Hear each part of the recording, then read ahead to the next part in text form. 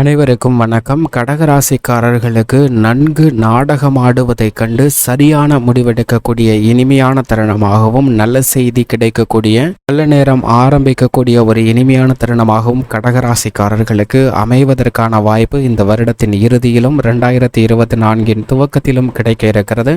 ஏனென்றால் இந்த தருணத்தில் நிழல் கிரகங்கள் அதீத பலத்துடனும் செவ்வாய், சூரியன், சுக்கிரன் உட்பட பல கிரக நிலைகள் நல்ல பலனை நிறைந்து கொடுக்கக்கூடிய ஒரு வலுவான அமைப்பில் சஞ்சரிப்பது கடகராசிக்காரர்களுக்கு சிறந்த முன்னேற்றம் கிடைக்கக்கூடிய ஒரு தருணமாக அமைகிறது.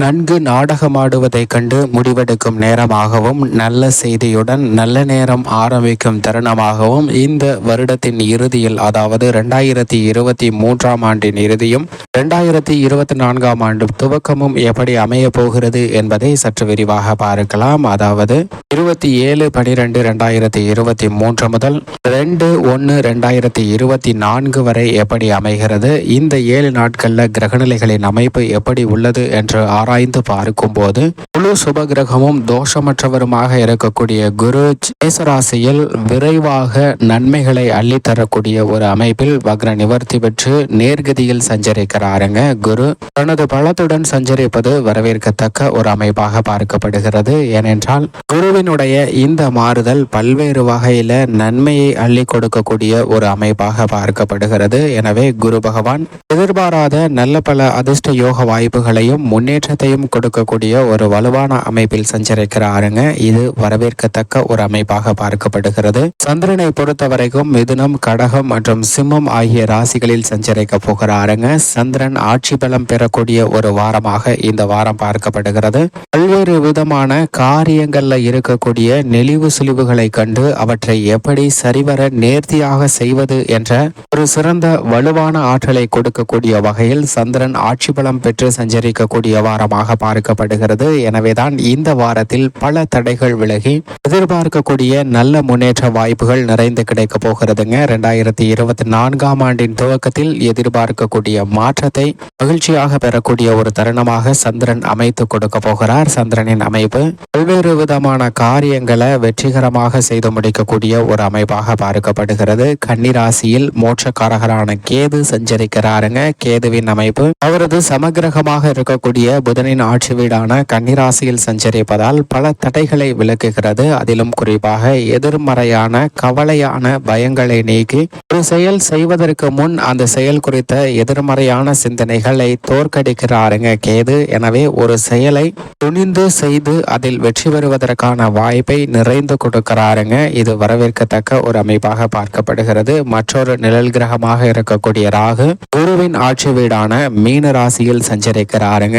ராகு சமபலம் பெற்ற குருவின் ஆட்சி வீட்டில் சஞ்சரிப்பதால் பல தடைகளை தகர்த்தெறிகிறாருங்க. நீங்கள் திட்டமிடக்கூடிய காரியங்கள் அனைத்திலும் எதிர்பாராத நல்லதொரு மாற்றத்தை ஏற்படுத்தி கொடுக்கக்கூடிய ஒரு வலுவான அமைப்பில் சஞ்சரிக்கிறார். எனவே இந்த வருடத்தின் இறுதியிலும் 2024 ஆண்டின் துவக்கத்திலும் நல்ல ஒரு இனிமையான தருணமாக அமைவதற்கான வாய்ப்பை நிழல் கிரகமாக இருக்கக்கூடிய ராகு கேது நிஜ வாழ்க்கையில் சமபலம் பொருந்திய கிரகநிலைகளில் சஞ்சரிப்பதால் நிறைந்து கொடுக்கக்கூடிய ஒரு இனிமையான தருணமாக பார்க்கப்படுகிறது. அதே போன்று சுக்கிரன் விருச்சிக ராசியில் வலுவாக சஞ்சரிக்கிறாருங்க. சுக்கிரன் விருச்சிக ராசியில் சஞ்சரிப்பதோடு மட்டுமல்லாது அறிவுக்கு அதிபதியும் வித்யாகாரமாக இருக்கக்கூடிய புதனுடன் இணைந்து சஞ்சரிக்கிறாருங்க.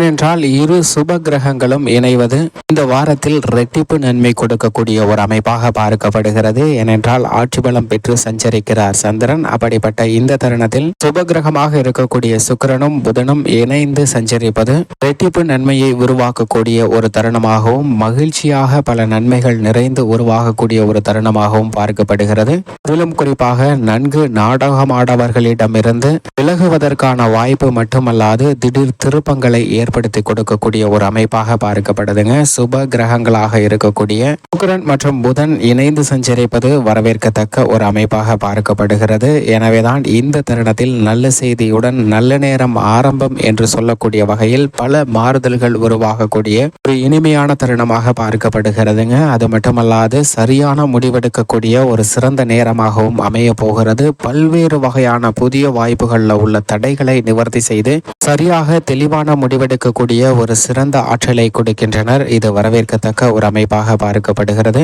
செவ்வாயை பொறுத்த வரைக்கும் இந்த தருணத்தில் தனது நட்பு கிரகமாக இருக்கக்கூடிய குருவின் ஆட்சி வீடான தனுசு ராசியில் சஞ்சரிக்க போகிறாருங்க. செவ்வாய் தனுசு ராசியில் சஞ்சரிப்பது தடுமாற்றங்கள் அனைத்தையும் நிவர்த்தி செய்வதற்கான வாய்ப்பை உறுதிப்படுத்துகிறதுங்க. எதிராக பல சூழ்ச்சிகள் நிறைந்த விஷயங்களை கண்டுகொள்வதற்கான வாய்ப்பை உறுதிப்படுத்துகிறார். இந்த தருணத்தில் பல கிரக நிலைகள் நட்பு கிரகத்துடனும் ஆட்சி பலம் பெற்றும் சஞ்சரிப்பது வரவேற்கத்தக்க ஒரு சிறந்த வாரமாக பார்க்கப்படுகிறது. எனவேதான் நன்கு நாடகமாடவர்களை கண்டு சரியான முடிவெடுக்கக்கூடிய ஒரு சிறந்த தருணமாக அமைய போகிறது. பல தடைகள் விலகக்கூடிய ஒரு இனிமையான தருணமாக அமைகிறது என்பதில் சந்தேகமே இல்லை. அதே போன்று நவகிரகங்களிலே மிகவும் வலிமை வாய்ந்தவராக கருதக்கூடிய சனி கும்பத்தில் ஆட்சி பலம் பெற்று சஞ்சரிக்கிறாருங்க. கும்பராசியில் சனி சஞ்சரிப்பது ஒரு சிறப்பான வரவேற்கத்தக்க ஒரு அமைப்பாக பார்க்கப்படுகிறது. ஏனென்றால் சனி பகவான் மற்ற ராசிகளில் சஞ்சரிப்பதை விட கும்பத்தில் இருக்கும் போது பல நன்மைகளை அள்ளி கொடுக்கக்கூடிய ஒரு வலுவான அமைப்பில் வீற்றிருப்பாருங்க.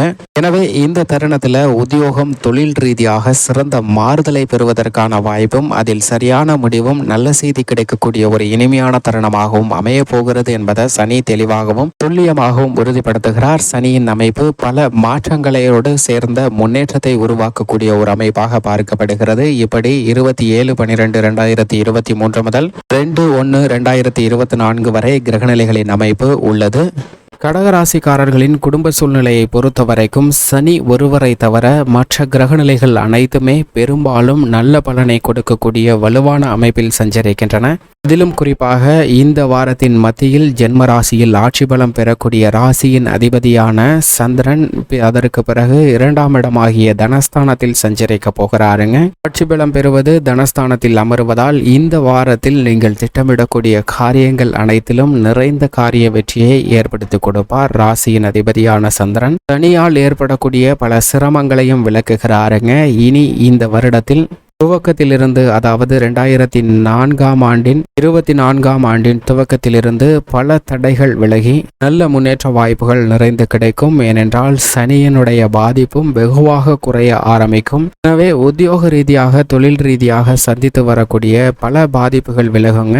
ஏனென்றால் இந்த தருணத்தில் மிக வலுவாக 9இல் ராகுவும் 3இல் கேதுவும் அமர்ந்திருப்பது நிழல் கிரகங்கள் நிஜ வாழ்க்கையில் மிகப்பெரிய மாற்றத்தை ஏற்படுத்தி கொடுக்கக்கூடிய வலுவான அமைப்பில் சஞ்சரிப்பதால் பல நெருக்கடிகள் விலகுங்க. ஆனால் சனியின் அமைப்பு காரணமாக நன்கு நாடகமாடுபவர்களை கண்டுகொள்வதற்கான வாய்ப்பு நிறைந்த தருணமாக பார்க்கப்படுகிறது. அது மட்டுமல்லாது இந்த தருணத்தில் மிக வலுவாக செவ்வாய் சஞ்சரிக்கிறாருங்க.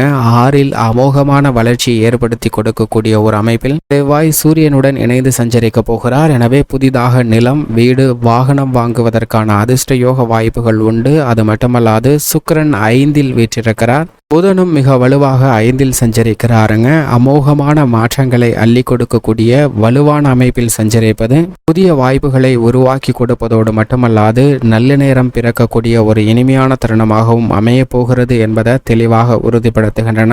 மற்ற கிரகநிலைகளின் அமைப்பு வலுவாகவும் நன்மை தரக்கூடிய ஒரு அமைப்பாக இருந்தாலும் கூட இந்த தருணத்தில் சனி அஷ்டமத்தில் இருக்கிறார் என்பதை மறந்துட வேண்டாம். எனவே எந்த விஷயம் செய்தாலும் அகலக்கால் வைக்க வேண்டாம். ஒரு விஷயத்தை இருமுறை திட்டமிட்டு அதற்கு பிறகு அவற்றை செய்வதற்கான முயற்சியில் ஈடுபடுங்க.